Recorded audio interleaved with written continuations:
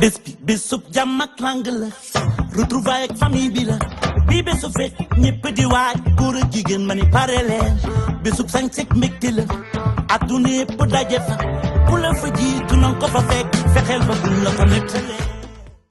kii jërë ngeen jëf seen ànd ak télévision Futur Média ñu am mbégte teewaat fii soir d'info ci pàcc bu njëkk bi ñuy dalal docteur Nafissatou Niane Diagne moom mooy kilifa bi yor banque de sang hôpital Le Dantec docteur Niane la ñuy wax wala turu monsieur Wale ñu ne madame Diagne alors docteur Diagne wala docteur Niane docteur ñi ngi lay nuyu. waaw man it maa ngi leen di fay.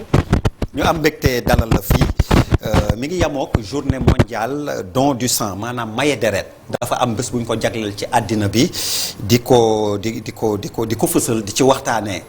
at bu nekk nag defe naa yéen seen jooy benn lay war a doon.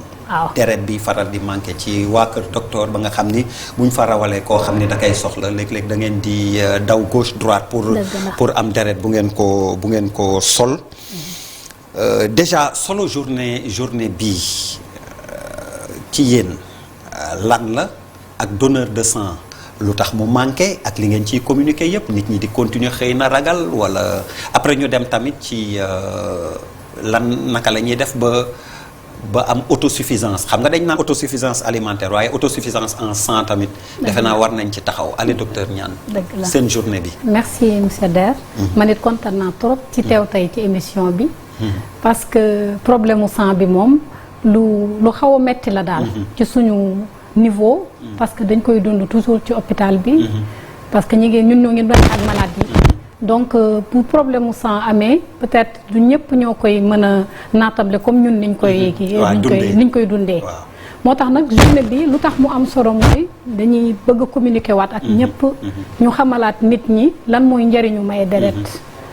ak maye deret bi aussi ci yan anam lañ ko mën a defee ak aussi ban njariñ la am ci askan wi ak ñëpp daal. yéen nu ngeen di def léegi jamono ji wax ak lu ngeen di wax ba vraiment nit ñi dellu si waat maye deret te maye deret bu doy. ñu def ko mu doy. waaw léegi daal xam naa liñ leen di expliquer mooy ne leen maye deret dafa nekk loo xam ne dafa nu ma ko mën a waxee.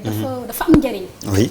dafa am njariñ parce que tey ñi nga xam ne ñëpp ñoo soxla deret suñu mbokkale buñ ko xoolee fu nekk rek day nekk kii papaam mu nekk kii yaayam kii mu nekk magam kii mu nekk rak mbokk la li ngay wax mun na tombe ci ku nekk mun na nekk ku nekk parce que feebar mooy indi nit soxla deret waaw wala accident wala nit dëgg jigéen buy am doom waaw wala koo xam ne dafa am cancer ñu di ko defal traitement ok cas boobu voilà xam nga man cas boobu xaw ma ko woon par exemple dafa feebar def cancer ñu koy traité donc traitement boobu day indi anémie léegi aussi ñi am problème mu rein ñooñu yëpp dialyse yi ñu leen di defal dafay tax ñuy soxla deret loolu moo gën a tax ñuy soxla daal nit ñi ñëw laaj même bu ñu xamul ñu ñëw ñu laaj ñu expliquer leen peut-être aussi man loolu laa ko jàppee nit ñi dañu xamul bu ñu xamoon danañ gën a maye waaw alors fréquemment ci réseaux sociaux yi ni ngay wax ndax jafe-jafe jooju ngeen di am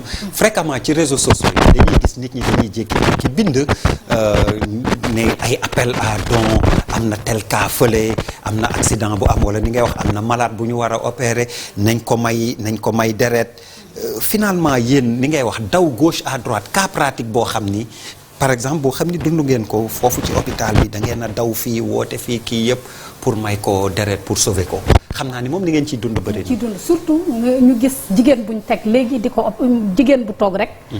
xam nga éclampsie loolu dañ koy wax ci gynécologue yi danañ ko xam. jigéen boo xam ne dafa ëmb war a am doom rek am problème. bi muy accoucher. mu commencé saigner. rapidement dañuy daw ci ñëw ne soxla nañ deret. léeg-léeg nag yàlla dimbale ñu mu nekk fa. léeg-léeg du fa nekk mais bu amee rek ñun centre de transfusion la ñuy woote. parce que xam nga comme moom mooy. yëpp moo koy coordonné. bu ñu leen woowee rek bu ñu ne ñu c'est disponible. ñu daal di jël suñu ambulance. dem wuti ngeen daw jëli ji mais yéen hôpital donc seen banque de sang parce que maa ngi gis ce titre responsable banque sang donc yéen seen banque de sang bi du ngeen fa denc loo xam ni dina am solo boo xam ni du ngeen soxla woo centre transfusion. en fait ñun pour l'instant dépôt la. dépôt lan mooy dépôt mooy. tous les matins dañuy service yëpp yu hôpital bi dañuy ñëw déposer seeni bon mooy ñi soxla sang yëpp. waaw par exemple waa néphro. waaw indi seen i bon de sang ñëw déposé lii la ñu soxla lii la ñu soxla. waaw. chirurgie def loolu. maternité def loolu. institut Curie. oncologie du cancer pour xale yi. ñëpp dañuy indi seen i bon. léegi ñun nag bu ñu dajalee bon yooyu yëpp dañuy jël ambulance bi dem centre wuti ndax ñun dépôt lañ. d'accord maa ngi doog man bi ma déggee banque de sang dama foogoon yéen tamit da ngeen am foo xam ne da ngeen di peut-être. wala dañuy prélever reconstruction waaw bi ñu ngi ci mais pour l'instant moom. kon bu ñu tabaxatee hôpital bi jàpp ngeen ni di ngeen am genre centre transfusion quoi ci biir. waaw ñu ngi koy ñaan de xam naa surtout weeru centre bu mag bi rek. waaw bien sûr moo leen di chapeauter. moom moo ñuy chapeauter. mais léegi ñu dem ci laaj bi lu tax ci seen gis-gis yéen askanu Sénégal. du ñuy faral di maye deret yan jafe-jafe ngeen gis est-ce que ay obstacle d'ordre social la wala d'ordre maanaam mbirum diine xëy na mbirum nu ñuy waxee social dund ni askan wi daf ci dugaale lawaale ci ba nga xam ni maa ngi guddal question bi foog tamit téléspectateurs yi comprendre micro bi dafa am jafe-jafe le temps ñu koy ajuster mais véritablement ni may wax ndax dafa fekk ni xëy na yoon yoo xam ni la identifié wu leen ko bu baax ba boog ba léegi ngeen am problème pour saafara ko nit ñi ñëw di maye deret ku mel ni man. xam nga nag li ci gën a kii daal mooy population sénégalaise. jigéen ñi ñoo ëpp góor ñi. bi yoon micro bi moom macha allah. waaw jigéen ñi ñoo ëpp góor ñi. léegi comme jigéen ñi ñoo ëpp góor ñi dafa def nag genre déficit parce que en général jigéen ñi du ñuy fare di maye lu bari. léegi waaw jigéen ñi du ñuy faral di maye lu bari. lii ëpp ci maye bi góor ñi la. te xam nga population boo xam ne jigéen ñi ñoo ëpp. bu góor ñi ëppee lu ñuy maye que jigéen ñi loolu déjà moo njëkk a indi ab problème. oui léegi jigéen ñooñu aussi ci seen bopp peut-être comprendre ñu que bu ñuy mayee bopp sang dañ koy defal pour suñu bopp. parce que mais différence ban la am que góor ñi ëpp ñi maye wala bon de toute façon góor bu maye. mën na dem ci jigéen bi maye it mën na dem ci góor. waaw léegi loolu la nag ñun dañu yaakaar ne peut-être jigéen ñi. foofu la communication bi desee. jigéen ñi ñoo desee comprendre que maye deret. dafa jaadu. ci ku dara jotul koo xam ne macha allah. yaa ngi nekk en bonne santé am nga wérgu yaram. kooku mën na vraiment. chaque 4 mois régulièrement bu dee en dehors de toute pathologie. mu dem maye deret te sax dafa baax parce que xam nga boo mayee sa deret dafa am bilan yu bari yu ñuy def ci deret bi. waaw pour xoolaale ndax am na benn doomu jàngoro. parce que looloo tax sax pour nous protéger sax waroon na tax ñuy dem di maye. waaw am na ñu mel ni man tamit dañoo ragal waa kër docteur ragal nañ dem maye deret sax justement ñu woo leen ne leen am nga feebar nangam te alors que ni ngay wax feebar buñ ko gisee faju rek. léegi nag li ci ëpp nag loolu nag mooy problème bi dañoo ragal. mais way dëgg la am na ñoo xam ni man wax nañ ma ko nee nañ ma man bëgguma ñu dem di maye deret faf ñu wax ma jàngoro ma ne ko mais loolu bon kenn ñaanu ko mais su arrivé da ngay mën faju rek. waaw loolu faju moo ciy toog. léegi daal li ci gën a doy waar loolu la daal li ci gën a nekk mooy dañoo ragal. dañoo ragal maanaam dañ naan la buñ ma gisalee sida nag fu ma jëm. loolu dañ lay wax mais li ma la wax la buñ la gisalee jàngoro. docteur buñ la gisalee jàngoro. mais sa avantage la. dañ lay teg ci yoon dañ lay teg ci yoon te feebar en général plus ñu koy gaaw a gis. voilà plus muy gën a yomba faj. waaw quelle que soit la nature. loolu la moom plus moom vraiment ñuy teel a découvrir ne y a quelque chose dañ lay woowaat. daal di lay référer ci ab centre nga dem ñu di la suivre. nga dem macha allah ba yàlla def si jàmm. moo tax en général moom day am suivi. cas yooyu tamit bu amee justement ni nga wax naka lañ leen koy yëgalee. parce que en fait saa yu ñu mayee ba pare. dañ leen di jox benn carte de rendez-vous. ne leen da ngeen di récupérer seen résultat dans 15 jours. waay fiche yooyu nag. moom la ñuy war a delloo si jël seen résultat.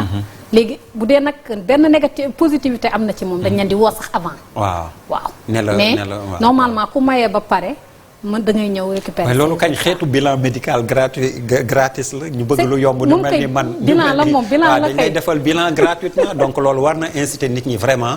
ñu dem di maye deret ndax day xam seen tolluwaay tamit ci wàllu wérgu yaram loo xam ni da nga waroon fay pour ñu defaral la ko. ni may wax ñu continuer lim obstacle yi tamit xëy na dem ci yan mooy solution yi yan mooy pexe yi yeneen obstacle ngeen gis ni xëy na ay mbirum léeg-léeg dañ ko daan wax ay mbirum waasu day dugg sax ak ay yu demee noonu. est-ce que yooyu mi ngi am ba léegi. yooyu moom. de moins en moins ñun de moins en moins ñun dunduñu ko. parce que ñun fi ne sax ñi ngi def loo xam ne bëgguñu ko. mooy les dons en faveur. lan mooy don en faveur. don en faveur mooy koo xam ne dafa ñëw benn parent wam feebar. il a besoin de sang. mais dañuy am manque de telle sorte que duñu ko gaaw a satisfaire. dañuy obligé ne ko mu xool ci famille yam ñu mën a dem mayel ko. mooy les dons familiaux. ok gënaluñu sax. mais nous sommes obligés. de dire aux parents. dem leen ngeen yóbbu seen i mbokk. ñu ñëw ay 1 2 3 donneurs ñu mayel leen pour mu gën a yomb. loolu la ñuy woowee don en faveur moom lañ naan don en faveur. donc jaaduwul nag ndax éthique sax daf koy bañ mais on n'a pas le choix. looloo tax sax vraiment bëgguñu ko mais pour am tuuti mën a sauver ñenn ñi. nous sommes obligés de recourir à ça. mais bu dee moo fi sës kañ. ñun man moom gisuma ci problème mi ngi mel ni don de rein par exemple bu un proche defal un autre proche. c'est ça ñun moom loolu dañ koy. au lieu ñu koy teg sur une liste d'attente muy xaar éventuellement un accident comme on dit on ne souhaite jamais pour avoir un donneur boo xam ni. il est cliniquement mort ou bien. nga wax sax ñun vraiment wax dëgg yàlla loolu moom gaañu duñ si kii rek ku soxla sang boo ñëwee gën ndax xam nga le sang moom c'est le don est impersonnel. donc macha allah ku ñëw tu as besoin de sang urgence la ñu gérer l'urgence. léegi tamit ndax mën nga ñu nettali ci seen expérience cas bu dramatique boo xam ni yow en tant que responsable kii de dund nga ko. pour sensibiliser nit ñi ñu soxla deret problème yooyu am ba malheureusement cas boo xam ne yow dund nga ko fekke ko ni te nga mënoo ci dara. en tant que kuy faj. en fait par exemple ci période du ramadan bi. léegi avant ramadan bi dañuy woo toujours nit ñi ne leen ñëw leen ngeen maye sang. waaw parce que bu ñu wooree du ñu mën a maye. léegi nag def nañ ko benn yoon boo xam ne ci ko du année bi moom macha allah on l'a bien assuré. mais daaw la woon comme ñu ñëw ci en plein ramadan ñu am benn cas boo xam ne dafa def accident nga accident on peut pas vraiment prévoir ça. ba pare il a saigné donc bi ñu koy indi vraiment. waaw. on est allé dans tous les hôpitaux centre lañ jiitu ñu jox ñu mais ñëpp daal dem nañ ba mujj gi. li mu sañe daal mënatuñ ko remplacer. waaw donc da ngeen ko mujj ñàkk. waaw moom kay yu métti yooyu dafay xew te moom accident la. waaw te bu ñu teeloon am deret bi. mu nekkoon à disposition ñu bañ ko uti où que ce soit. voilà dinañ ko mën sauver. peut-être parce que quand même. il était dans un état assez grave. xam nga les accidentés. des fois bu ñu leen di indi hôpital. fekk vraiment. voilà loolu daal gën na ci nekk yi gën a metti daal yi ñuy dund foofu. yan solution nga gis madame pour ni ñuy wax problème mu donneur. waaw ak problème mu obstacle yi ngeen di rencontrer ñu jéggi ko ba dem ci autosuffisance. waaw léegi de xanaa ñu ñaax nit ñi ñu ñaax ñëpp rek pour ñuy faral di ñëw di maye ci deret koo xam ne yow xam nga ne macha allah tu es en bonne santé. parce que bonne santé dañ koy wax parce que dafa am ñoo xam ne mënuñoo maye seen condition moo tax mais am ñoo xam ne. mën nañoo maye parce que am na fi ay cas par exemple une femme qui est enceinte kooku mënul maye. quelqu'un boo xam ne aussi bi mu defee intervention ay moins de 4 mois ñooñu mënuñoo maye. donc continuer lim ñan ñoo mënul maye. nga ni waaw donc femme enceinte. waaw.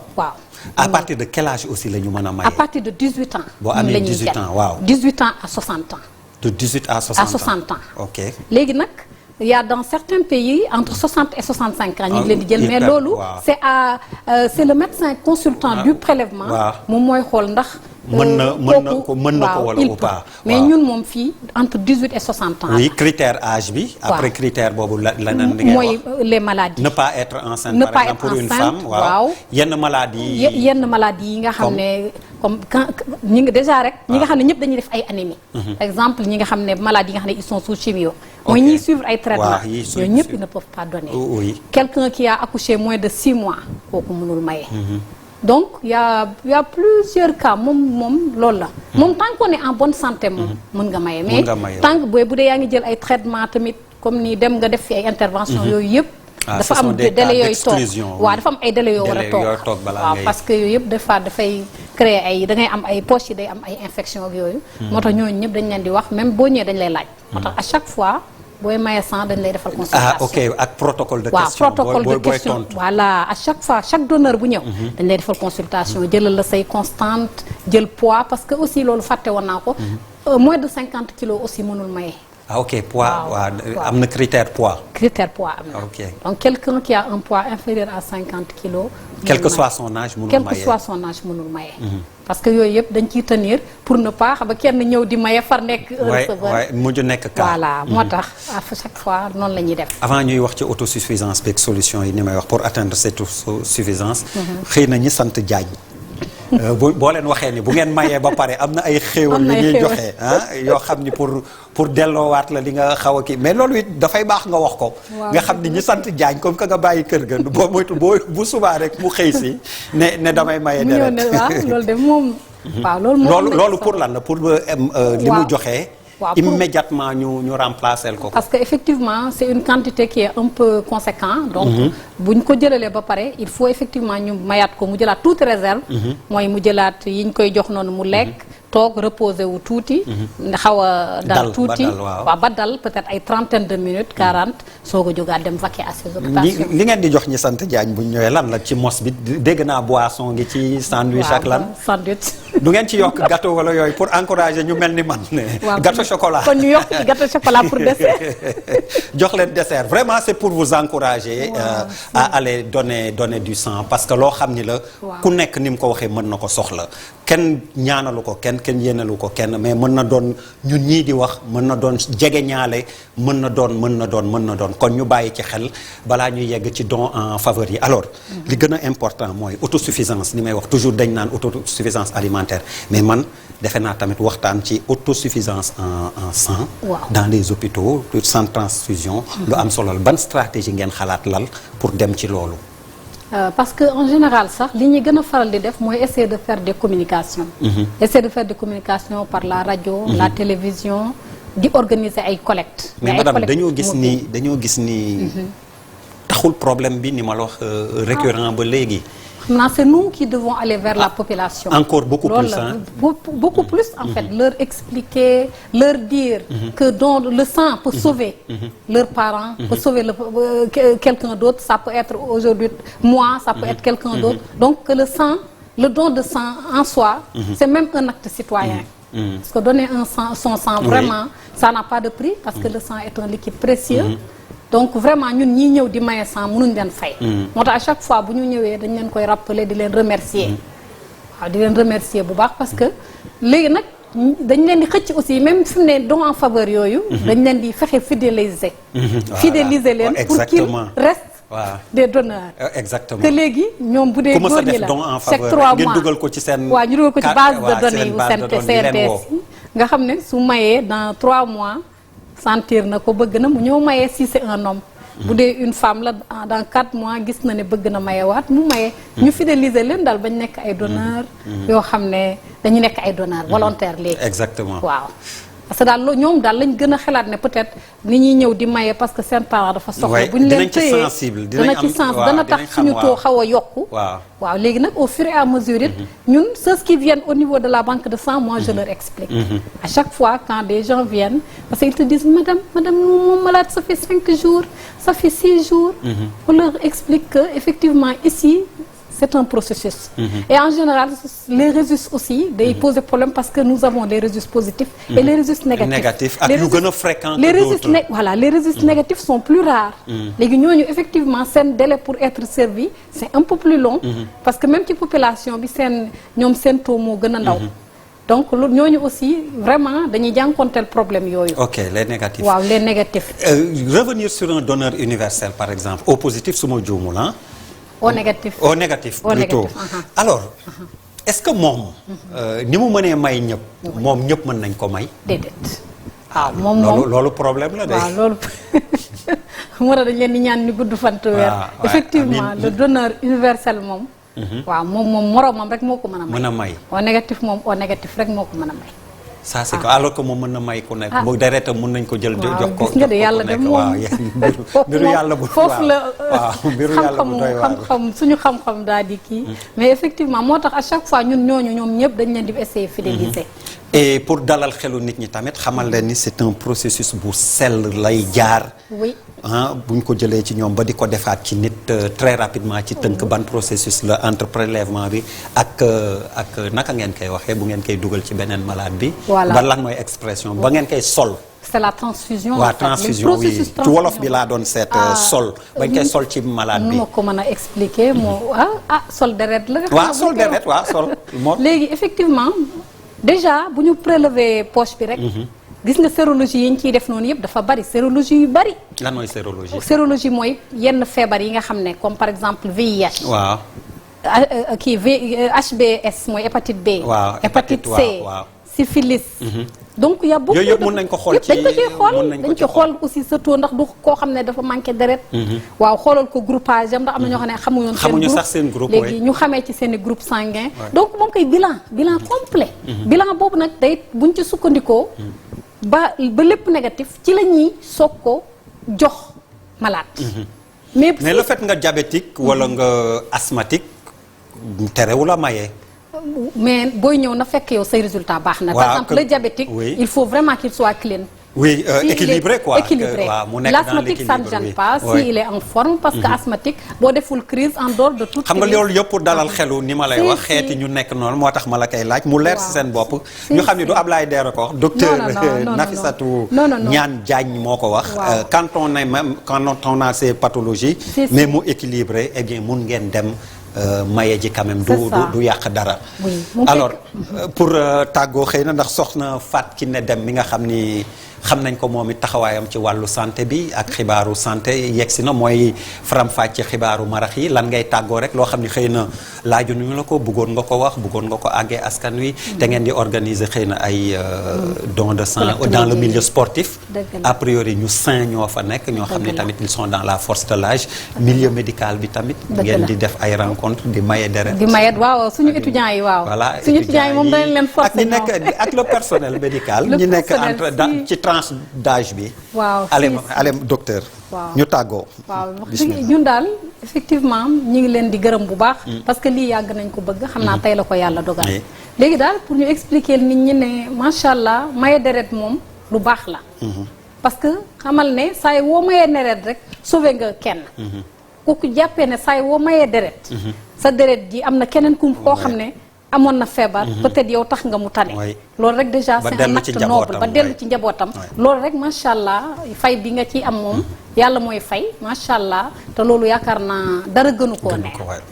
léegi nag li ñu bëggoon rek mooy nit ñi aussi comprendre que amul benn danger. boo ñëwee dañ lay consulter ba pare avant ñu lay prélever dañ lay consulter. parce que y en a qui me disent suñ ma prélever ma xam nag ma ne ko non. dañ lay consulter ba pare suñ la consulter ba nga nekk ba ñu gis ne kii ku mën a maye la ci ngay soog a maye.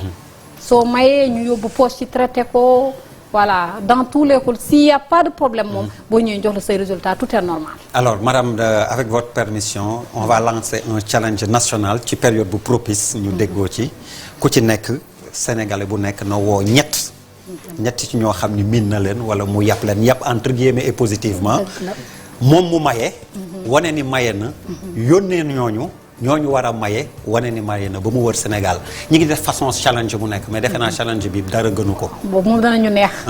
donc dinaa dellu si ci yéen ñu waxtaan si. man challenge bi xam naa ñi ma gën a yàpp Yoro Jale yi doon moom laay njëkk a lancé challenge bi na maye.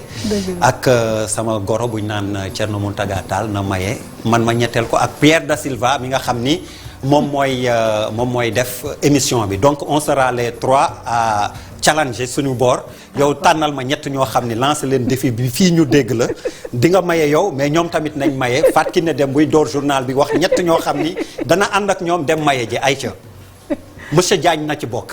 monsieur Diagne nekkul Sénégal bu nekkoon Sénégal moom. bu ñëwee na maye. waaw bu ñëwee moom danaa ko ci kon monsieur Diagne lay njëkk a wax. ayca woowal monsieur Diagne ak kan waaw moom la Fatim Niane aussi woo naa ko. ayca kooku woo naa Abdoulaye Niane aussi. ayca gis nga lancé nañ challenge bi foofu il faut que ñu atteindre autosuffisance en sang parce que ni ñuy wax ku nekk mën na ko soxla ñaanaluñ ko ket mais loo xam ni la dafa ànd ak àddina. ñi ngi leen di gërëm di leen sant léegi xibaaru marax yi gannaaw boobu ñu dellu siwaat fii mottali soir d'info jërë ngeen jëf